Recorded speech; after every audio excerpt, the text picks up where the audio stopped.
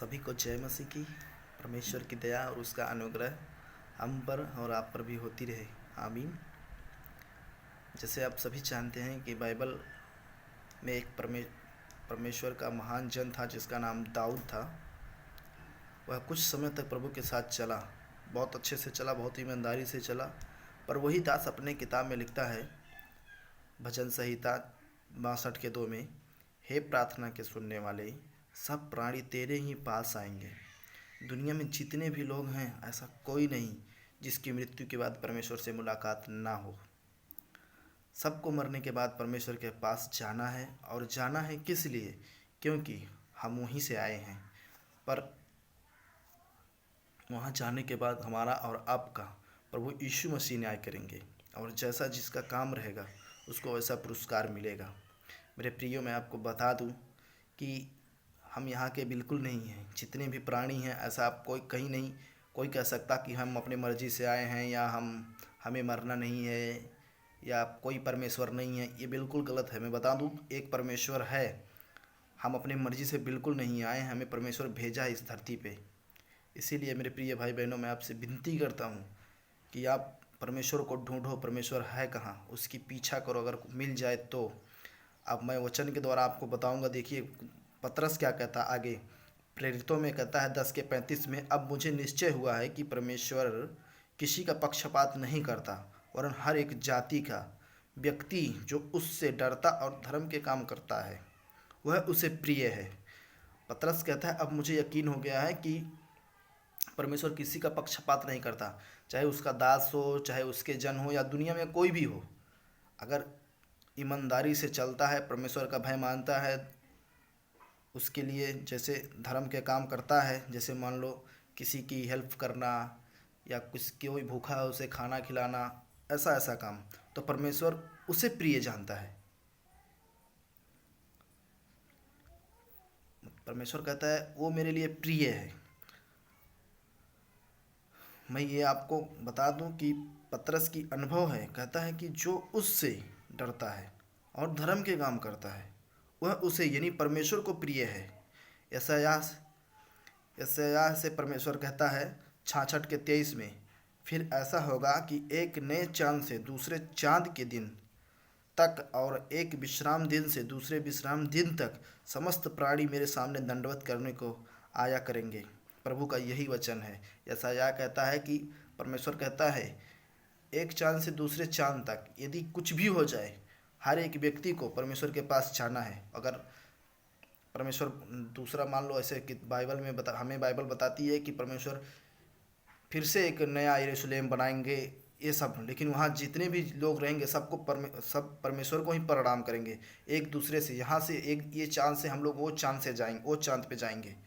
जो भी परमेश्वर के महान जन या विश्वासी हैं, जितने भी जन हैं जो परमेश्वर पे भरोसा रखते हैं, परमेश्वर से प्रार्थना करते हैं, परमेश्वर के साथ संगचित करते हैं, उसके जैसा बनने की कोशिश करते हैं, उन सब को कहता है यशायाह कि परमेश्वर का यही वचन है कि वो सब मेरे सामने दंडवत करेंगे, मेरे पास रहेंगे। और देखिए भजन संहिता 65 के 4 में क्या कहता है, क्या ही धन्य है वह जिसको चुनकर अपने समीप आने देता है। दाऊद कहता है फिर कि क्या ही धन्य है वह जिसको तू चुनकर अपने समीप आने देता है, कि वह तेरे आंगनों में वास करे। हम तेरे भवन के अर्थात तेरे पवित्र मंदिर के उत्तम उत्तम पदार्थों से तृप्त होंगे। दाऊद कहता है कि क्या ही धन्य है वह जिसको तू अपने आंगनों में आने देता है, अपने पास तू चुनता है। मैं अपनी मर्जी से नहीं आता हूँ, पर तू चुनता है, सबको तू ही चुनता है। तू महान है। तू अपने हम कैसे तृप्त होंगे? तेरे घर से, जो तेरे घर में जो अच्छी अच्छी वस्तुएं हैं उसे खाकर हम तृप्त होंगे। तेरे से सब हम तृप्त होंगे। तेरे पास रहेंगे तो हम तृप्त होंगे, तेरे घर में रहेंगे तो हम तृप्त रहेंगे।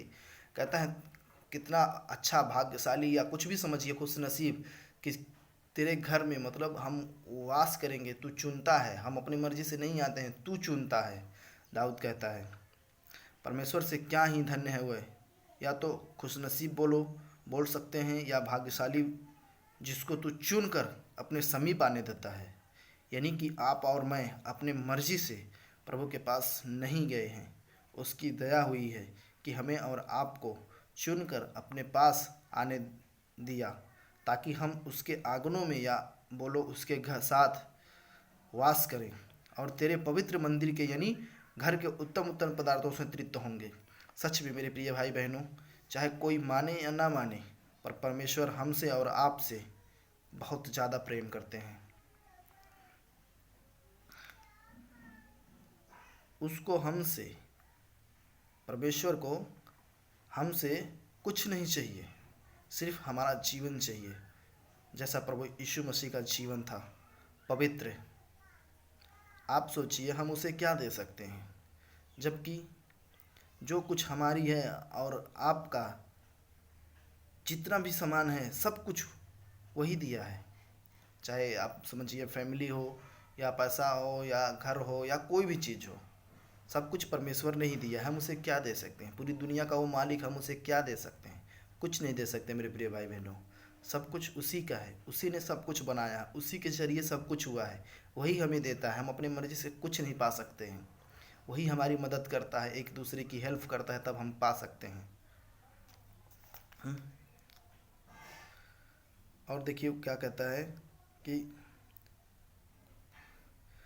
एक और मैं बता दूं आपको, एक हम जिसको मानते हैं प्रभु यीशु मसीह को, जितने भी मसीह भाई बहन, मैं आपको बता दूं, आप भी जिसको मानते हो वो ऐसा परमेश्वर है, उसमें थोड़ा सा भी कोई लेकिन नहीं लगा सकता कि आपका परमेश्वर ऐसा है, आपका परमेश्वर कभी झगड़ा करता था, आपका परमेश्वर कभी गाली देता था, आपका परमेश्वर कभी चोरी करता था, आपका परमेश्वर कोई भी तरह से कोई भी कुछ नहीं कर सकता।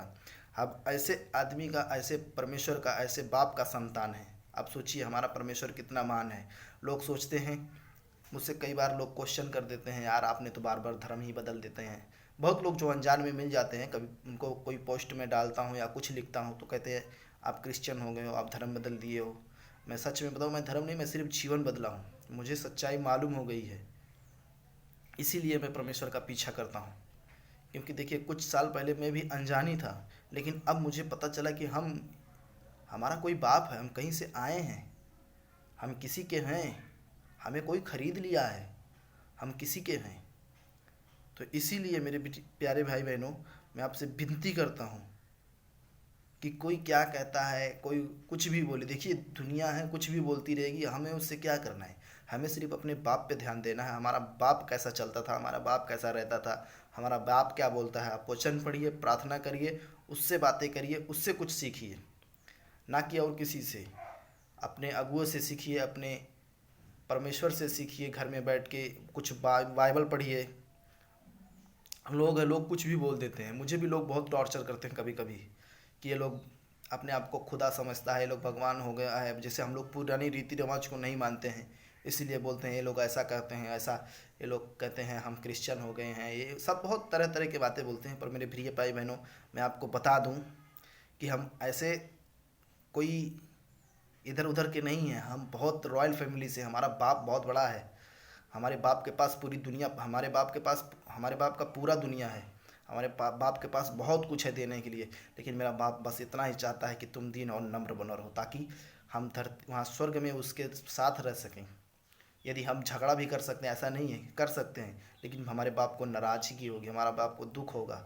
इसीलिए हम झगड़ा वगड़ा किसी से ना करें। अगर कोई बोलता भी है, गाली भी देता है, मारता है, बिल्कुल बर्दाश्त करो, क्योंकि हमारे बाप का यही स्वभाव था। हमारा बाप इसीलिए आया था कि हम ताकि एक दूसरे को समझ पाएँ, एक दूसरे को हम दिखा पाएँ। नहीं तो यदि कोई अभी मान लो कोई अगर प्रभु यीशु मसीह आसमान से आ जाते थे, तो यही लोग बोलते थे वो तो आसमान से आया था, वो भगवान था, तो वो कर सकता था। इसीलिए परमेश्वर, मैं समझता हूँ कि प्रभु यीशु मसीह इसीलिए धरती पे आए। एक जैसे हम लोग का जन्म हुआ, इसलिए ऐसे जन्म लिए ताकि सबको कोई कह ना सके कि वो आदमी नहीं था, वो कर नहीं सकता, वो भगवान था, वो कर लेता था। इसीलिए वो भी प्रभु यीशु मसीह भी आए थे, तो वो भी मनुष्य के रूप में ही आए थे धरती पे, ताकि लोग हमारे जैसा मैं करूं वैसा लोग कर सकें। प्रभु यीशु मसीह ये दिखा रहे थे कि आप झूठ बिना बोले रह सकते हो, आप बिना चोरी करे रह सकते हो, आपको कोई गाली गलौज दे तो भी बिना बोले रह सकते हो, आप बिना झगड़ा किए रह सकते हो। हर एक तरह से जो जो प्रभु यीशु मसीह किए हैं, आप जितने भी लोग हैं वैसा हम और आप कर सकते हैं। तो दुनिया क्या कहती है बिल्कुल मत सोचिए, बस ये देखिए कि मेरा पिता क्या कहता है। पिता की बातों पे ध्यान लगाएं, दुनिया की बातों पे नहीं। दुनिया है कुछ भी बोलेगी। मेरे प्रिय भाई बहनों, मैं ज़्यादा दिन तो नहीं हुआ प्रभु में आके, बस 4-5 साल हुआ है। पर मैं 4-5 साल में जितना ही करीब उसके पास जाता हूँ, उतने ही अच्छी अच्छी वस्तुओं से मुझे तृप्त करता है, उतनी ही अच्छी अच्छी बातें मुझे सिखाता है कि हमें और आपको कैसे जीना चाहिए। मेरे प्रिय भाई बहनों, मैं आपसे विनती और रिक्वेस्ट करता हूँ, दुनिया क्या कहते हैं बिल्कुल ध्यान मत दीजिए, बस हमारा बाप क्या कहता है इस पे ध्यान दीजिए। क्योंकि एक बाप ही है कि हमारी और आपकी चिंता करता है। दुनिया की रिकॉर्ड देखिए, दुनिया नई नई गाड़ियाँ खरीदते हैं, नए नए सब सामान खरीदते हैं। हमारा बाप जूना सामान खरीद के उसको रिपेयरिंग करता है। मैं भी, या कोई भी हो, अब आप अपने पुराने ज़िंदगी में जाइए, उसको देखिए कैसे कैसे लोग हम थे और आप थे, फिर भी परमेश्वर हमें और आपको कहाँ कहाँ ला के कैसे कैसे कर दिया, कितना दीन कितना नम्र कर देता है। ये हमारी बाप की क्वालिटी है, ये हमारा बाप है कि हमें ऐसा कर देता है। दुनिया के बस का नहीं है ये सब चीज़ें, ये सिर्फ हमारा प्रभु यीशु मसीह हमारा बाप वही कर सकता है और कोई नहीं कर सकता है। लोग कुछ भी बोलेंगे, कुछ भी बोल देंगे। प्रभु आप सबको आशीष दे।